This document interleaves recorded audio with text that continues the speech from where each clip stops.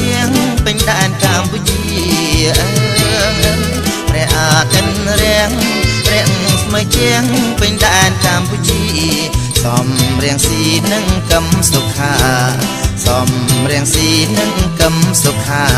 ចាប់ដៃជ្រោះគ្នាសងគ្រូជាតិខ្មែរចាប់ដៃជ្រោះគ្នាសងគ្រូជាតិខ្មែរព្រះអាទិត្យរាំងស្មៃជាងនាំសុខសួស្ដីព្រះអាទិត្យរាំងស្មៃជាងនាំសុខសួស្ដីរាំងបណ្ដេញឧបទ្រពចង្រៃរាំងបណ្ដេញឧបទ្រពចង្រៃ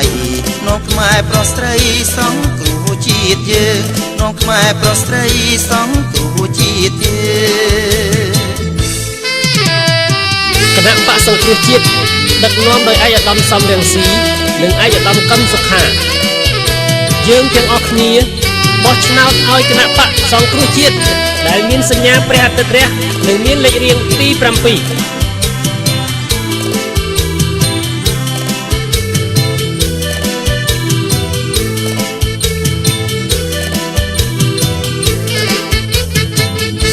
្រះអាទិត្យថ្មីជាងរស្មីនាំដំរីសព្រះអាទិត្យថ្មីជាងរស្មីនាំដំរីសម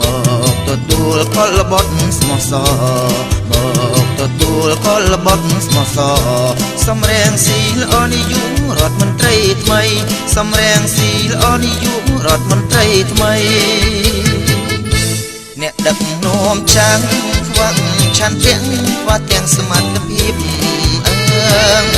អ្នកដឹកនាំចាំងខ្វាក់ឆន្ទៈខ្វះទាំងសមត្ថភាពពុករលួយកាប់កេងលុយជាតិពុករលួយកាប់កេងលុយជាតិមានល្បិញគ្រប់ស្នៀតលួចប្លន់ជាតិខ្មែរអន្តោប្រវេងយួនចូលពេញដីព្រះអាទិត្យរាំងខ្មែរយកច្បាំង2013ព្រះអាទិត្យរាំងខ្មែរយកច្បាំង2013ទម្លាក់អ្នកចាំងសងគ្រួទឹកដីទម្លាក់អ្នកចាំងសងគ្រួទឹកដីបោះរើអ្នកថ្មីបាក់សងគ្រួជាតិបោះរើអ្នកថ្មីបាក់សងគ្រួជាតិ